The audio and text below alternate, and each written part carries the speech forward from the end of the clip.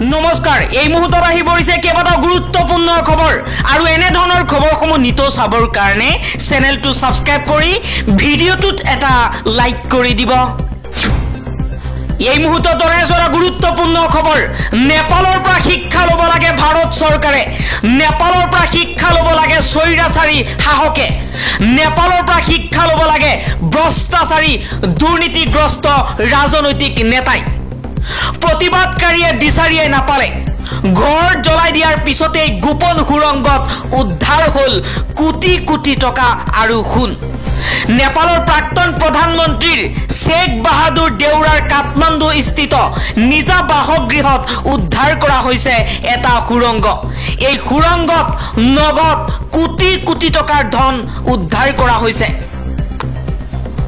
উল্লেখ্য যে নেপালৰ প্ৰতিবাদকাৰীৰ প্ৰসাৰত গুৰুতৰভাৱে আহত হৈছিল প্ৰাক্তন নেপালৰ প্ৰধানমন্ত্ৰী গৰাকী তেওঁৰ পত্নী বৰ্তমান আইচিইউত ভৰ্তি হৈ আছে প্ৰতিবাদকাৰীয়ে দেউৰাৰ বাসগৃহত জ্বলাই দিছিল আৰু তেওঁৰ তেতিয়াৰ বহু ধন জুইত জাহ গৈছিল এই ঘটনাৰ পাছতে সমগ্ৰ ঘটনাক লৈ তদন্ত কৰোতে তদন্তকাৰী বিষয়াই উদ্ধাৰ কৰিছে গোপন সুৰংগটো এই সমগ্ৰ ঘটনাক লৈ তদন্তকাৰী বিষয়াসকলে পৰিস্থিতিৰ প্ৰতি লক্ষ্য ৰাখি বিশেষ কোনো তথ্য সদৰি কৰা নাই ইফালে নেপালৰ অন্তৰ্বৰ্তীকালীন চৰকাৰৰ প্ৰধানমন্ত্ৰী হিচাপে শপত লৈছে প্ৰাক্তন ন্যায়াধী সুশীলা কাৰ্কিয়ে শুকুৰবাৰে নিশা প্ৰধানমন্ত্ৰী হিচাপে কাৰ্কিয়ে শপত গ্ৰহণ কৰাৰ পাছতেই উলাই পৰিছে জুলুঙাৰ মেকুৰী পৰৱৰ্তী খবৰ পুনৰ হিমন্ত বিশ্ব শৰ্মাৰ চৰকাৰে ল'ব ঋণ 16 ছেপ্টেম্বৰত ল'ব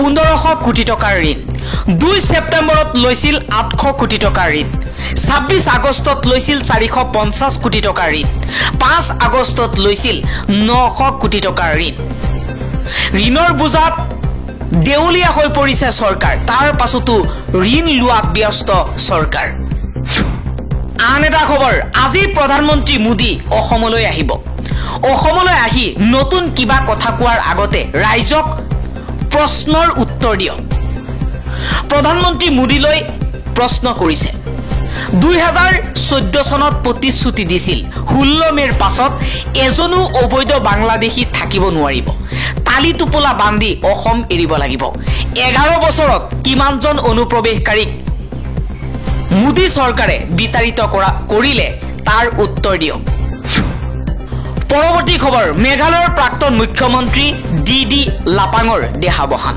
91 বছৰ বয়সত শেষ নিশ্বাস ত্যাগ কৰিছে মেঘালয়ৰ প্ৰাক্তন মুখ্যমন্ত্ৰী গৰাকীয়ে পৰৱৰ্তী খবৰ ৰাছিয়াত ভয়ংকৰ ভূমিকম্প ৰিক্টাৰ স্কেলত ভূমিকম্পৰ প্ৰাবল্য 7.1 পুনৰ ভয়ংকৰ ভূমিকম্পই জোকাৰি গৈছে সমগ্ৰ ৰাছিয়া আন এটা খবৰ ভাৰতক শক্তিশালী কৰিবলৈ প্ৰতিজনে কাম কৰিব লাগিব এবাৰ এই মন্তব্য কৰিছে আৰএছএছৰ মুৰব্বী মোহন ভাগৱতে কৈছে ভাৰত শক্তিশালী হলে আমেৰিকাৰ দৰে ৰাষ্ট্ৰৰ কি অৱস্থা হ'ব সেই ভাবিয়েই বিশ্ব এতিয়া শংকিত হৈ পৰিছে আৰু তাৰ কাৰণে ভাৰতৰ সামগ্ৰীৰ ওপৰত শুল্ক আৰোপ কৰিছে নাম উল্লেখ নকৰাকৈ আমেৰিকাৰ শুক্ল নীতিক লৈ মন্তব্য কৰিছে আৰএছএছৰ মুৰব্বী মোহন ভাগৱতে পৰৱৰ্তী খবৰ মুখ্যমন্ত্ৰী হিমন্ত বিশ্ব শৰ্মাই ৰাহুল গান্ধীৰ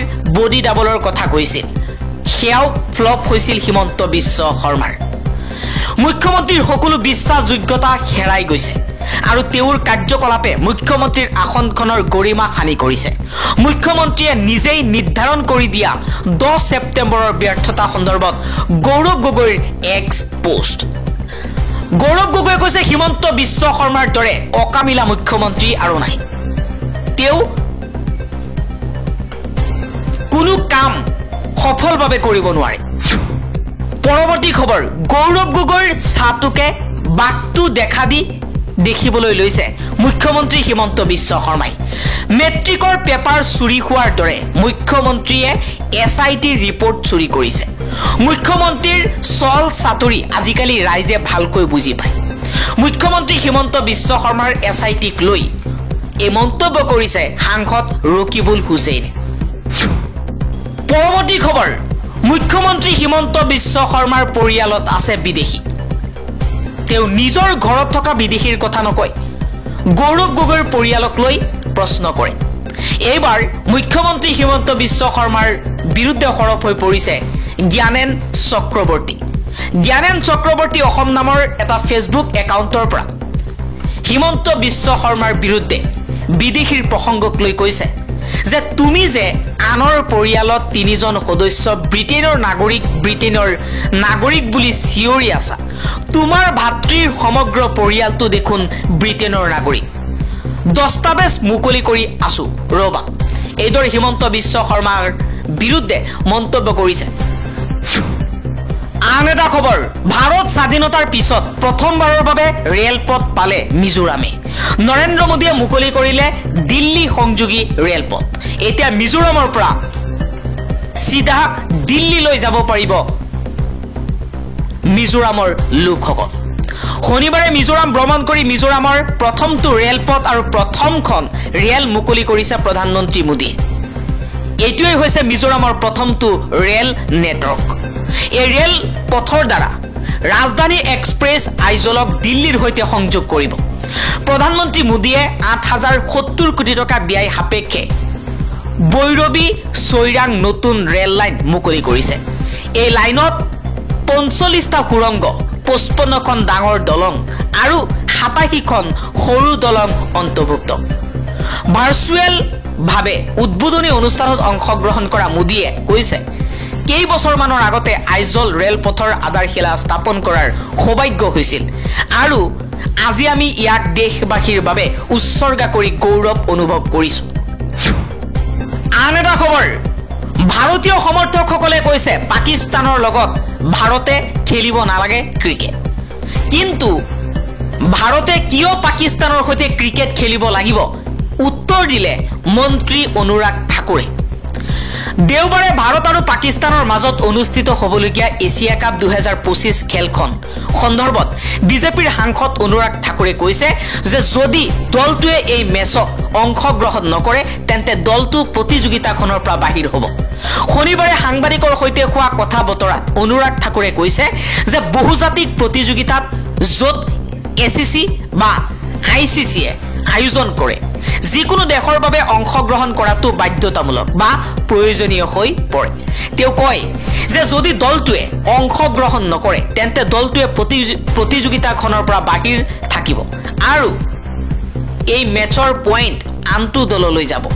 তেওঁ কয়, আমি বহু বছৰ ধৰি এই সিদ্ধান্ত লৈ আহিছো যে পাকিস্তানে ভাৰতৰ ওপৰত সন্ত্ৰাসবাদী আক্ৰমণ বন্ধ নকৰালৈকে ভাৰতে পাকিস্তানৰ সৈতে দ্বিপাক্ষিক প্ৰতিযোগিতা খেলিব নোৱাৰে। ভাৰত আৰু পাকিস্তানৰ এই খেলখন ডুবাই আন্তঃৰাষ্ট্ৰীয় ক্ৰিকেট ষ্টেডিয়ামত অনুষ্ঠিত হ'ব।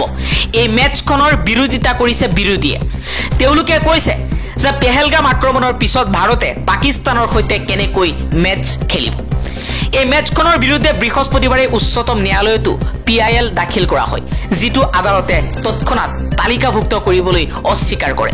ইয়াৰ মাজতে এছিয়া কাপত ভাৰত আৰু পাকিস্তানৰ ক্ৰিকেট খেল বাতিল কৰাৰ দাবী উত্থাপন কৰা হৈছিল।